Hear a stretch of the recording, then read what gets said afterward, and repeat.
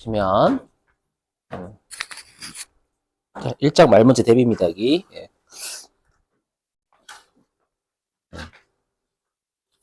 자, 신규 사업자의 사업자 등록. 자, 일단 여러분들 여기 이제 신규 사업자가 사업자 등록을 하는데, 우리가 이제 사업자 등록은 내가 막 사업을 시작했는데, 사업 시작하면 바쁘잖아요, 여러분들. 그죠? 여러 가지 신경 쓸 것도 많고. 근데 이제 사업자 등록을 내가 이제 사업을 막 오늘 1월 24일에 했는데, 나라에서 사업자 등록은 바로 하세요. 네, 하면은 여러분 되게 정신 못 차리겠죠? 그래서 원칙은 20일 이내 하면 돼. 내가 사업을 시작하고 20일 이내에 사업자 등록을 신청하는 게 원칙입니다. 맞죠? 근데 예외도 출제, 이거 많이 합니다. 뭐냐면, 여러분들이 나중에 이제 배우시겠지만, 우리가 어저께 내가 부담한 매입세액을 빼주는 걸 매입세 공제다라고 했죠. 그럼 우리가 나중에 이제 되게 실기에서 되게 중요한 거거든요. 실기에서 매입세액을 무조건 빼주진 않아요. 매입세액을 우리가 안 빼주는 걸 매입세액을 안 빼준다라고 해서 불공제라고 하거든요. 불공제. 나중에 여러분들이 매입세액 불공제가 우리 시험에 나오는 게 딱 한 4-5개밖에 없어요. 그 4-5개만 외우시면 나머지는 다 매입세액이 빼진다라고 생각하시면 됩니다. 그럼 여러분들이 만약에 사업자면 매입세액 빼는 게 좋아요? 안 빼는 게 좋아요? 빼는 게 좋죠. 빼야 세금이 줄어드니까.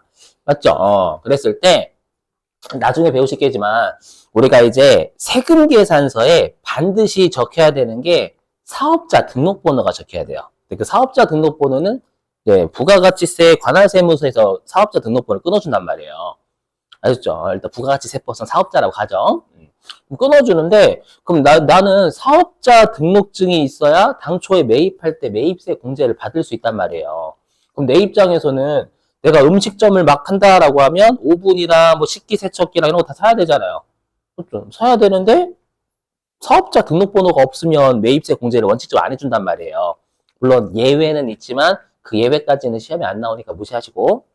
그렇죠? 그럼 내 입장에서는 매입세 공제 받아야 되겠죠. 워낙 매입한 거 많으니까. 그래서 일반적으로 현실에서는 사업을 시작하기 전에 사업자 등록 신청부터 먼저 합니다. 일반적으로. 아셨죠? 그러다 보니까 여기 내가 왜냐면 매입세 공제 받아야 되거든. 사업자 등록번호 일찍 받아야 된단 말이에요. 여기까지 되시겠어요? 그러다 보니까 신규 사업자는 사업 개시 시 일 전이더라도 사업자 등록 신청을 할 수가 있어요. 여기까지 되세요?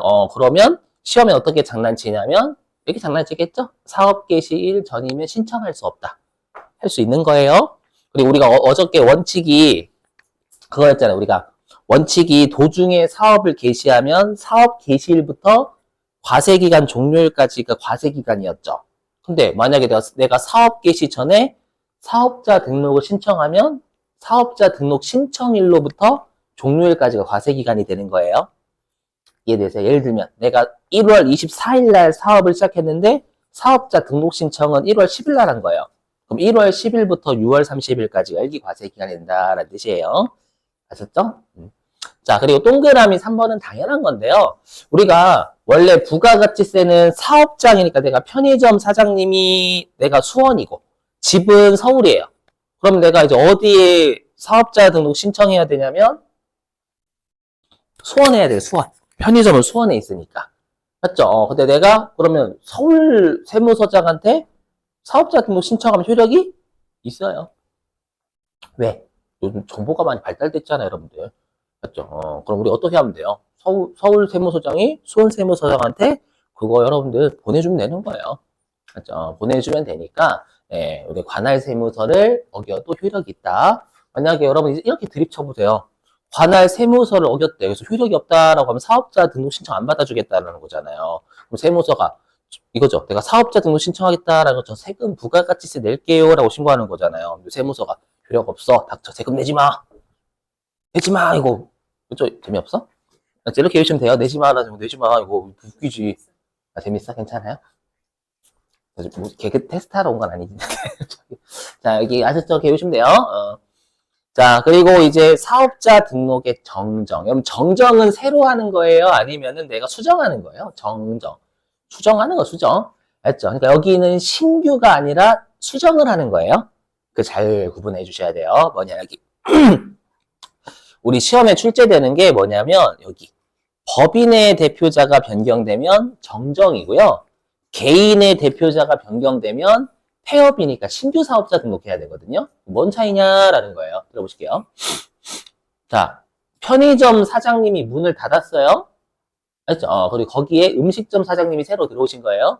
그럼 음식점 사장님은 정정을 하는 거예요? 아니에요. 신규로 하셔야 돼. 왜냐하면 개인 사업자가 변경된 건 폐업한 거잖아요. 폐업하면 새롭게 하시는 분은 뭘 해야 되냐면 신규 사업자 등록을 해야 되는 거예요. 정정이 아니라. 근데 법인의 대표자가 바뀌면 그 법인이 막 폐업한 거예요? 아니에요. 만약 이재용에서 김민국으로 바뀌었어. 왜 그럴 수도 있잖아. 알죠? 제가 숨겨도 죄송해요. 이건 아니다. 죄송해요. 바램을 해보는데 아빠 죄송합니다. 돌아가셔가지고 괜찮아요. 그것도 일어나시겠는데 근데 바뀌었대. 그러면 삼성전자 이제 없어진 거예요? 아니잖아요. 맞죠? 그래서 대표자를 이재용에서 김민국이 바꿔주면 되는 거예요. 죄송해요. 삼성 말아먹겠죠? 됐죠? 이해되시겠어요? 자, 그 다음에 사업장 이전은 당연한 거예요. 여러분들 관할 세무서가 바뀌는 거니까. 근데 이걸 어떻게 장난치냐면 주소 지전이잖아요. 주소 지전. 주소 지전은 뭐 하는 거예요? 주소 지전할 때 뭐 하세요? 가서. 전입신고 사유지 사업자 등록 정정 사유가 아니에요. 조심. 그 다음에 상속하고 증여. 차이점. 여러분 상속하고 증여의 같은 점은 부의 무상이전이다라고 합니다. 부의 무상이 공짜로 뭔가 이전되는 거잖아요. 부가. 맞죠? 차이는 상속은 돌아가시면서 남겨주시는 거고 증여는 그래서 살아가신 전에 남겨주시는 차이예요. 그럼 제가 하고 싶어하는 말은 뭐냐면 우리가 사업자 등록을 신청하면 사업자 등록번호를 받고요. 그 사업자 등록번호는 주민번호 역할이에요. 그럼 주민번호다라는 건 뭐냐면 우리가 남의 주민등록번호 못 쓰잖아요. 맞죠? 그럼 사업자 등록번호도 남의 사업자 등록번호 못 써요. 알죠? 근데 딱 하나 예외가 있습니다. 상속이면 돼요.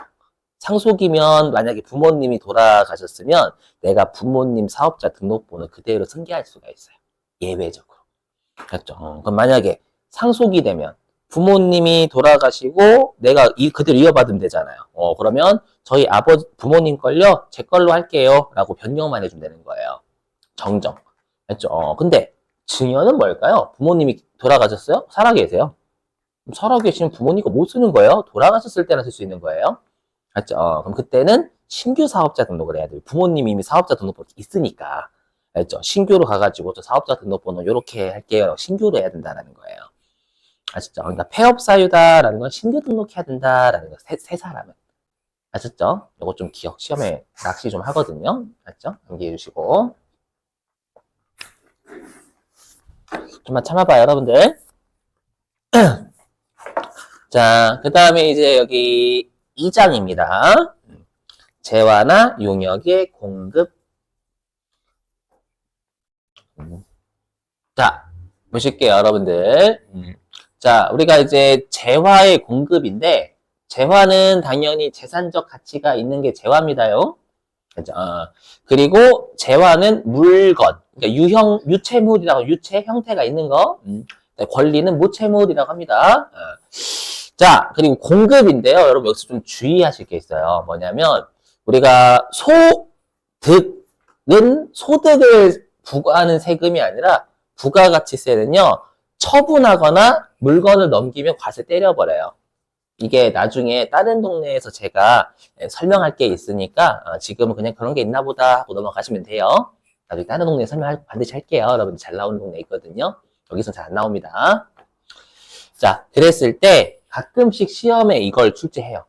어떻게 출제하냐면 다음 중 재화가 아닌 것은 이렇게 출제합니다. 그러면 여러분들이 이걸 좀 외워주셔야 된다라는 거예요. 뭐냐면 일단 수표, 어음, 통화 싸잡아서 묶을게요. 얘네들은 우리가 재화라고 일상생활에서는 보죠. 재산적 가치 있잖아요. 그죠? 근데 부가가치세는 이 세 가지를 재화라고 하지 않아요. 그럼 왜 재화라고 하지 않냐? 여러분, 얘네들은 결제를 하는 수단이에요. 응? 맞죠? 여러분 생각해보세요. 만약에 얘가 재화라고 해봐요.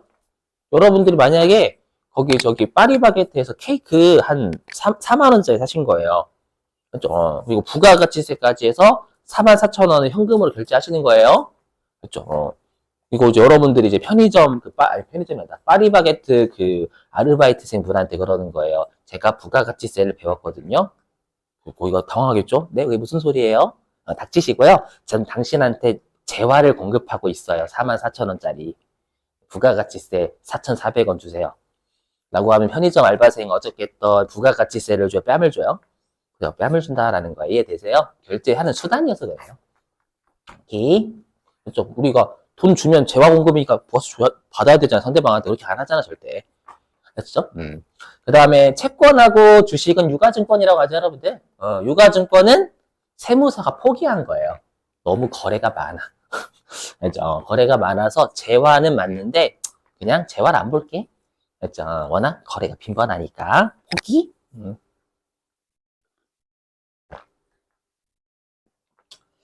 자, 됐고요. 그 다음에 여기는 좀 출제를 좀 합니다, 여러분들. 뭐냐면 재화의 공급으로 보지 않는 것.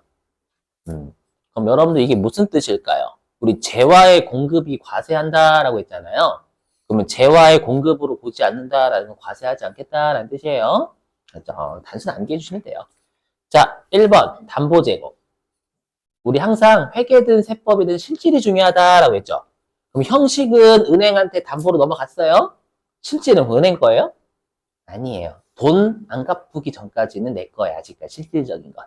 아셨죠? 그래서 이게 실질적 이전이 안 됐으니까 재화의 공급이 아니다라는 거예요.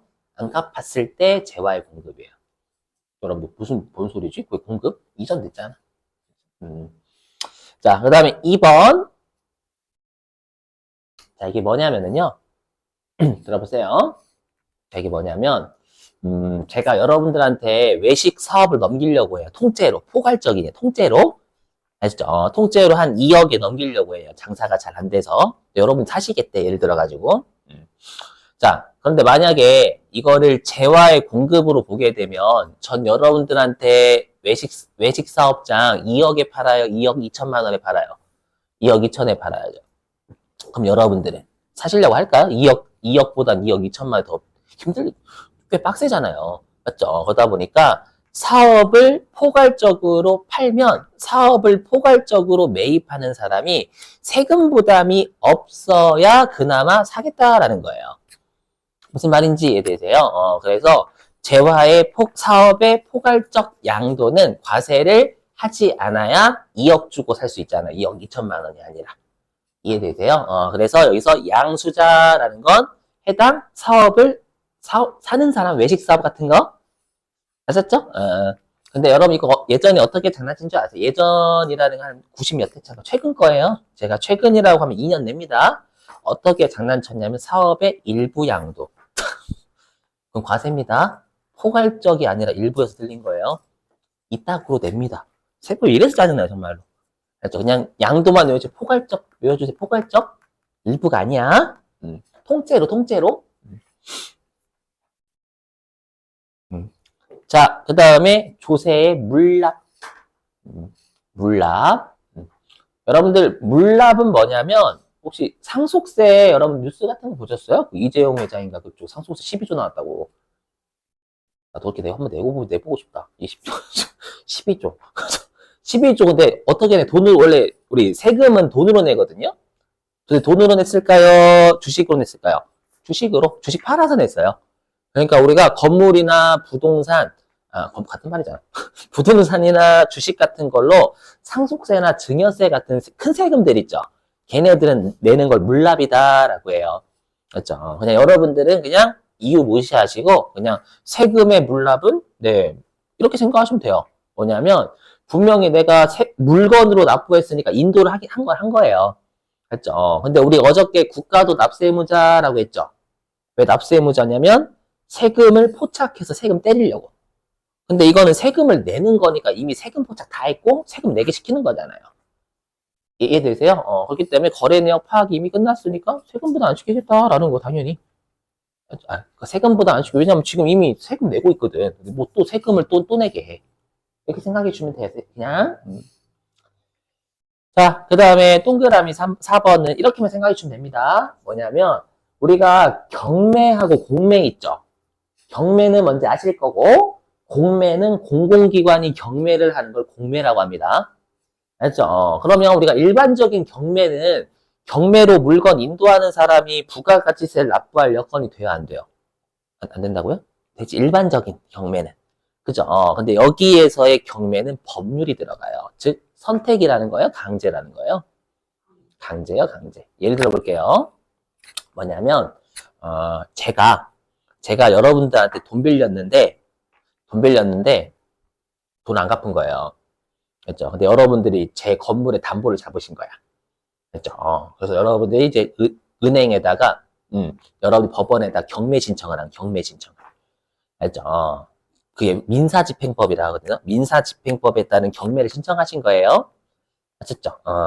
그러면, 만약에, 그러면 실제로 여러분들이 이제 건물이 팔리잖아요. 그럼 건물이 팔리면 제 건물이 인도된 거죠. 건물은 제 거란 말이에요. 제 건물이 인도됐으니까 제가 부가가치세를 내야 되거든요. 네요? 빚도 못 갚고 있는데 세금 낼 수 있을까? 아셨죠? 그러니까 그냥 이렇게 생각하세요. 실제 그 이유는 아니지만 우리 어떻게든 서울로만 가면 되니까.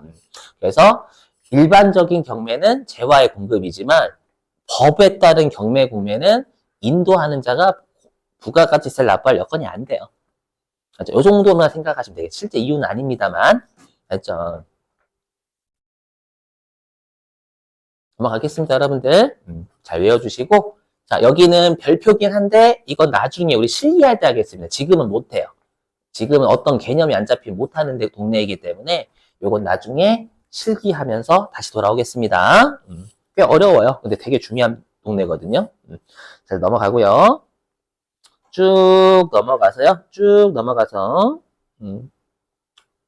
넘어가서 빨리 하겠습니다, 여러분. 제가 건너뛰는 건 다 우리 빨리 실기하기 위함입니다. 알죠? 그래서 빨리 실기하기 위함이니까 제가 말씀드렸죠.